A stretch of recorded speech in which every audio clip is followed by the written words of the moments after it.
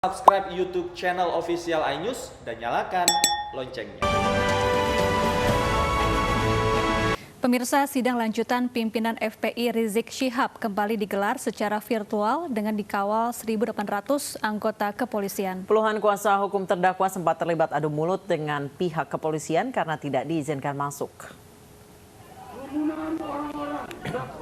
Setelah berdebat, akhirnya kepolisian mengizinkan perwakilan kuasa hukum untuk masuk ke Pengadilan Negeri Jakarta Timur.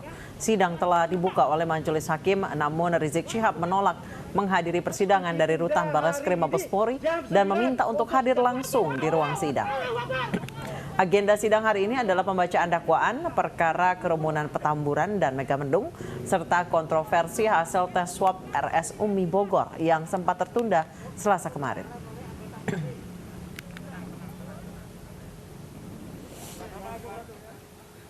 Sementara itu, sedikitnya 36 simpatisan Rizik Syihab yang mendatangi Pengadilan Negeri Jakarta Timur menjalani tes swab antigen yang dilakukan Polres Jakarta Timur. Hasilnya 2 orang dinyatakan positif dan langsung dibawa ke Wisma Atlet.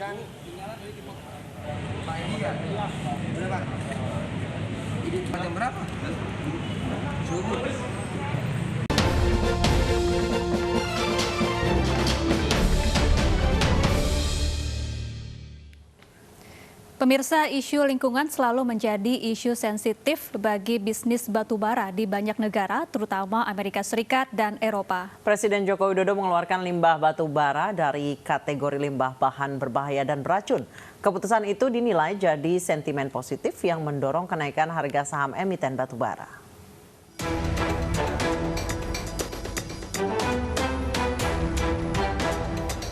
Keputusan Presiden Jokowi terkait limbah batubara tidak lagi masuk kategori B3 atau bahan berbahaya dan racun tertuang dalam Peraturan Pemerintah Nomor 22 Tahun 2021 tentang penyelenggaraan perlindungan dan pengelolaan lingkungan hidup. PP ini merupakan turunan dari Undang-Undang Nomor 11 Tahun 2020 tentang Cipta Kerja. Jenis limbah batubara yang dihapus dari kategori limbah B3 adalah fly ash dan bottom ash dengan catatan 2 jenis limbah itu bersumber dari proses pembakaran batubara pada fasilitas pembangkitan listrik tenaga uap PLTU atau kegiatan lain yang menggunakan teknologi selain stoker boiler dan atau tungku industri. Harga saham emiten batubara sempat kompak menguat sebelum pengumuman kebijakan ini. Sementara di sisi harga, meskipun harga batubara acuan atau HBA di bulan Maret 2021 turun dibanding Februari, namun secara umum masih meningkat dibanding tahun 2020. Hal ini tak lepas dari meningkatnya demand batubara seiring pembukaan kembali aktivitas ekonomi setelah tertekan pandemi virus corona. Pemirsa, kualitas karakter dan kinerja dari sumber daya manusia menjadi faktor penentu keberhasilan dan kesuksesan sebuah perusahaan. Hal itulah yang mendorong MNC Group untuk terus berkomitmen dalam menyediakan berbagai pelatihan guna pengembangan SDM yang juga penting bagi kemajuan perusahaan.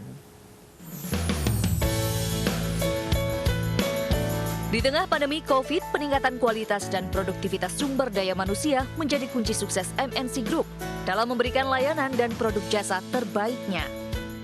Oleh karenanya, peranan dan keberadaan SDM dinilai penting dalam menjalankan sebuah perusahaan. Untuk itu, MNC Group menggelar pelatihan bertajuk Character Building and Leadership.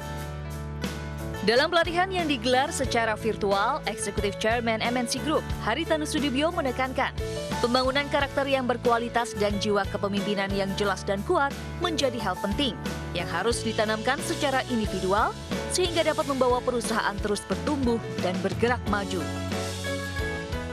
Character building sangat penting bagi kita agar kita bisa achieve goal and success.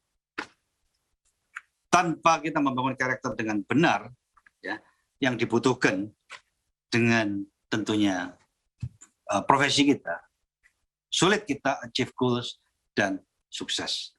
Yang pertama, seorang pemimpin itu must have a clear vision and direction. Clarity is very important. Dan juga mengawal execution-nya.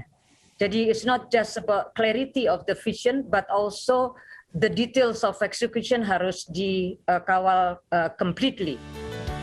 Pelatihan pengembangan karakter dan kepemimpinan ini diikuti oleh seluruh jajaran direksi MNC Group, baik di bidang media, financial services, entertainment, dan hospitality. Tim Liputan iNews melaporkan. Pemirsa, DPR menilai langkah pemerintah yang akan kembali memperpanjang PPKM skala mikro sudah tepat. Upaya pemerintah untuk kendalikan COVID, namun juga di saat yang sama menjalankan aktivitas ekonomi sosial secara terbatas diperlukan saat ini. Dan pemirsa, Anda selengkapnya bisa Anda klik di www.sindonews.com.